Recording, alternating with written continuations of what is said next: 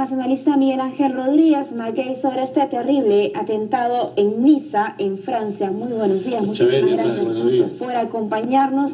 Todavía no hay una prueba que vincule este atentado con el Estado Islámico. Sí, pero hay argumentos para decir que fue un acto terrorista. Definitivamente es un acto terrorista, pero yo creo que ya deberíamos empezar a acostumbrarnos, fíjate lo patético que tengo que decir, de que los actos terroristas ya no solamente son de grupo, ya no solamente son de Al-Qaeda, del Estado Islámico, sino también de lo que se viene hablando de estos lobos solitarios, es decir, gentes con un origen musulmán, pero que terminan siendo fundamentalistas, extremistas, desnaturalizan el sentido verdadero del Islam y en este ánimos de adicción y de adhesión terminan cometiendo actos terroristas que no tienen, Antonio, vinculación. No hay coordinación, no hay nexos, no hay logística, no hay nada.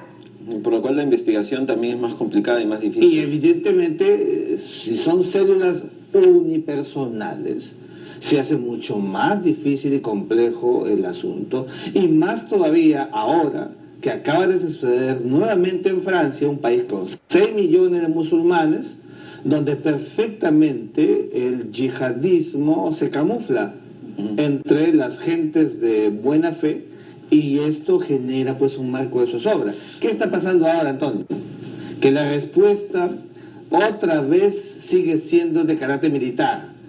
Apuntalas nuevamente sobre Siria, bombardeos nuevamente sobre Siria y la prolongación del estado de emergencia. 3 meses. Pero estas medidas que son importantes y que deben hacerse no son las suficientes. Yo creo que ya es momento de mirar el tema de fondo.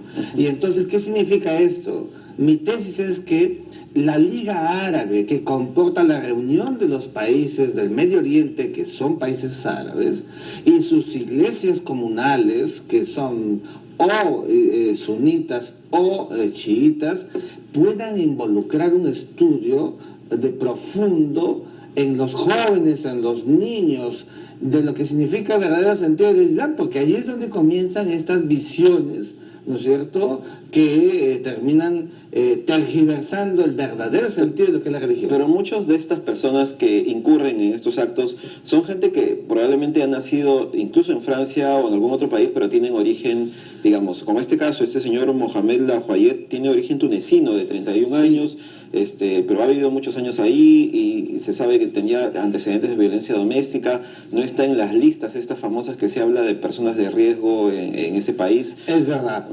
Antonio, pero tú acabas de decir una palabra clave.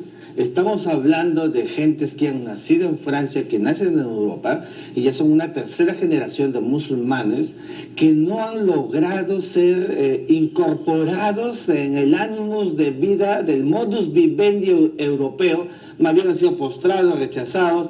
Hay este sentido de animadversión, de rechazo. Disculpe que lo interrumpa. Sí. Estamos viendo imágenes en vivo de la zona donde ocurrió este terrible ataque en Niza, Francia. Todavía están los agentes de seguridad realizando las investigaciones, recogiendo pruebas. Son imágenes en vivo de la agencia Reuters. Han cerrado incluso la vía por donde pasaba ayer este camión. Pero bueno, también vamos a tener de hecho una nueva situación de preocupación, porque ya no son bombas, ya no son explosiones, ya no son disparos, es son simplemente individuos aislados. ¿Cómo se puede prevenir que una persona simplemente no haga este tipo de actos? Antonio, lo conversamos en algún momento aquí, el terrorismo actúa en base a lo absurdo, a lo no premeditado, a lo ilógico, en lo que menos esté pensando. Mira, en la noche de ayer, en toda Francia se celebraba la Revolución Francesa, la toma de la Bastilla, etcétera, con juegos artificiales, y de pronto sucede este acontecimiento nefasto que enluta al país y al mundo, y estas son las características del terrorismo unilateral del día de hoy. Y entonces hace mucho más difícil el asunto. Las técnicas de inteligencia deben de maximizarse, porque ya no podemos actuar ni pensar que la seguridad está en función de un acto protocolar o de estilo. Aquí estamos frente a una situación donde el terrorismo hackea, ¿no es cierto?, sin tener vinculaciones orgánicas, hace más complejo el asunto y por tanto vemos a una Francia otra vez herida, vulnerable, que sigue siendo... Hay una sola característica de estos hechos, simplemente actos masivos son los puntos ya definidos para un acto subversivo que no se sabe ahora cómo van a ser, ¿no? Y serán siempre actos donde hay importantes grupos humanos, Antonio, porque el objetivo es la mayor cantidad de muertos. Y entonces hemos visto este camión ha zigzagueado y ha ido a una velocidad extremis por 2 kilómetros y ha atropellado y matado a cuantas esto podría desatar una actitud, no sé, de paranoia, no solamente en Francia, sino en toda Europa, contra personas de origen musulmán que a veces ni siquiera tienen intenciones de matar o no tienen ningún vínculo terrorista. Es verdad, y no deberíamos establecer una sinonimia entre el Islam, donde los fieles son 1.500 millones en el planeta Chaveli, y el terrorismo fundamentalista, extremista, que apenas llega al 1%. Fíjate, al 1%.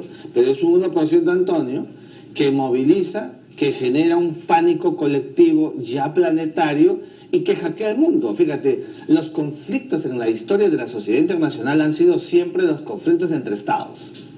Hoy la humanidad se enfrenta a un conflicto que denominamos no convencional. ¿Por qué no convencional? Porque no es convenido, porque quien articula en el otro lado es un grupo que no respeta las reglas del derecho, no le importa la vida humana, no conoce las reglas de la paz, las reglas de la guerra, no sabe nada de eso, no le importa. Eso es hoy el mayor flagelo del mundo. Por eso es muy importante que haya una reunión planetaria, Antonio, que no solamente tenga carácter castrense, sino que involucre ya un asunto stricto sensu de fondo. Bueno, el radicalismo tampoco en estos casos no se ha concebido en Siria o en Irak, sino se concibe en una ciudad cosmopolita donde hay, de ser cierto, varias religiones, varias opiniones, pero ¿cómo logra cohesionarse en una ciudad tan diversa? ¿No? También esa es la otra duda. ¿Hay alguien, hay algún líder, hay algo que los motiva a si uno revisa el comportamiento de los atentados terroristas, fíjate, en el caso de Francia, Niza es una de las ciudades como Marsella y París que están con una importante población musulmana.